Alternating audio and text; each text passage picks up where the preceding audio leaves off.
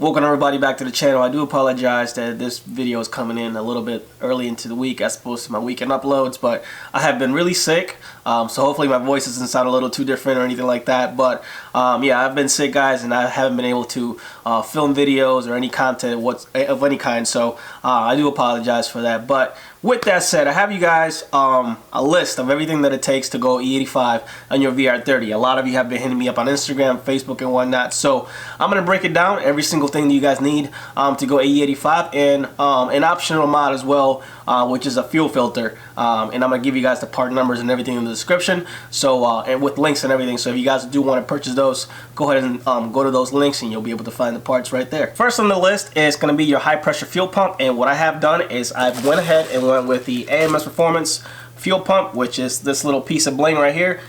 This one goes in your engine bay for those of you who don't know.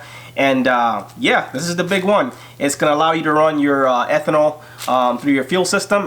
For those of you who do not know, ethanol requires about 30% more flow in your fuel system, and this pump right here allows you to run about 36% more fueling flow. So that pretty much takes care of that requirement just with this pump on the high pressure side. So look for this pump in the link in the description. It's by AMS Performance, and this one right here is about $1,600. So now that we've talked about the high pressure side, let's talk about the low pressure side, and that brings us to the Walboro 485 fuel pump. Now this one goes inside of your fuel tank. It's going to be assembled inside of your fuel basket, which by the way is going to need to be modified, and this guy here is a lot bigger than the one you have in the car stock. So some modifications are going to be required in the fuel basket itself. I'll be posting a video of the install of my pump on this channel, so hopefully you guys will be able to use that in future mods. So yeah, this pump is fairly inexpensive. I've seen it priced anywhere between $100 to $150 from different sources. I'm going to include my link in the description,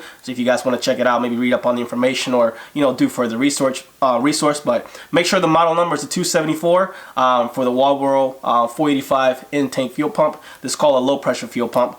But yeah, these are fairly inexpensive, but overall it's going to be necessary in order to run E85 on your VR30 along with the high pressure fuel pump. Now, next up, number 3 on the list, we have our Flex Fuel Sensor Kit. So it's made by Fuel-It company, Fuel-It, I guess you would call it.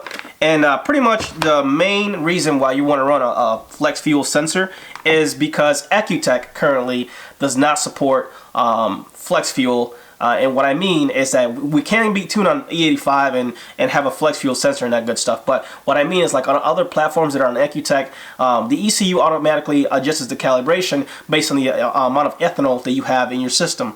And currently the VR30 does not have that. So we're going to be relying on a flex sensor kit, which is, gives us a reading and allows us to pick a certain map within our Accutech to pick the correct ethanol content. Now I mentioned this kit is going to be able to provide you with the amount of ethanol content in your fuel system. So you may be wondering how. This kit is Bluetooth, guys, 100% Bluetooth. So there's an app called Fuel-It, which once plugged in and everything, it gives you the ethanol content in your fuel system. So not only does it give you your ethanol content, there's another screen that gives you your fuel temperature and your ethanol content in the same screen. So a lot of you guys will know this, that ethanol has a cooler burn. So even if you're actually running the car while pumping gas in your car from 93 to 85, you may be able to run a test and see the actual fuel temperature drop. I think that would be cool to see. Maybe I'll try it out one day for you guys. But yeah, this app is really clean, and it's it's an awesome app to have on the fly. You can tell your ethanol content. Based on the ethanol content, you will switch over to your ECU Tech app, and if you have Bluetooth as well,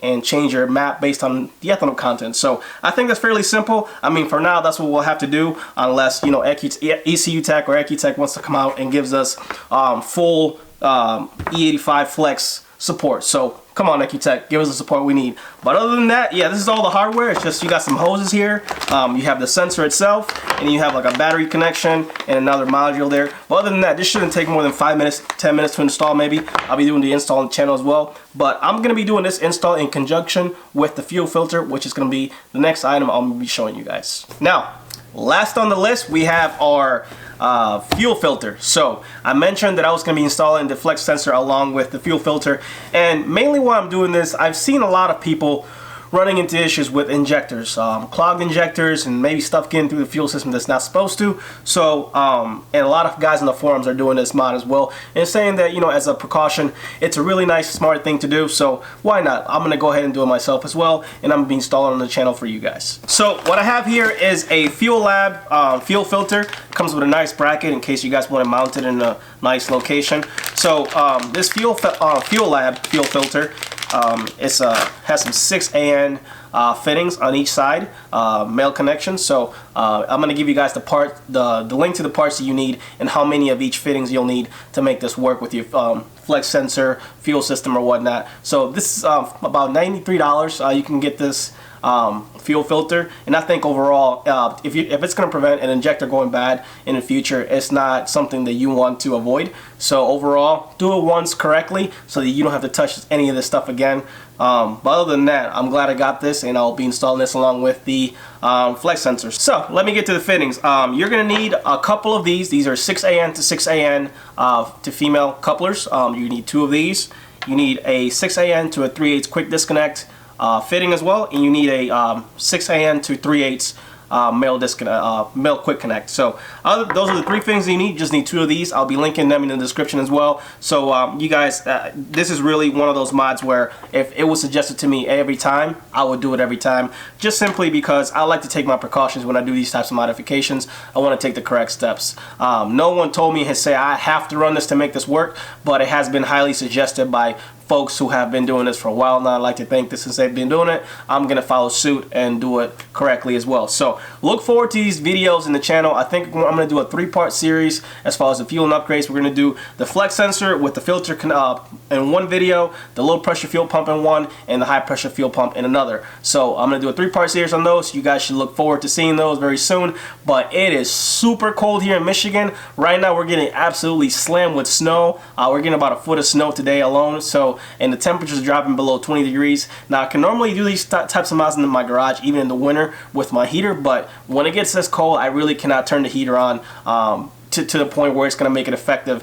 It won't get higher than 20 degrees in my garage. So enough excuses, but I'll be getting these videos to you guys as soon as possible, I promise. But just know that I am a little on hold right now because of the weather wise. But in the next week or so, you guys should start seeing some more videos as far as DIYs and stuff coming up. So there it is, guys. For those of you who've been asking what does it take to run the E85 on your VR30, well, there it is. The filter is optional. It's not necessary, but I do recommend it as well. So if you like today's video, give it a like. Other than that, if you're not a subscriber, go ahead and smash the subscribe button, and I'll see you guys in the next video.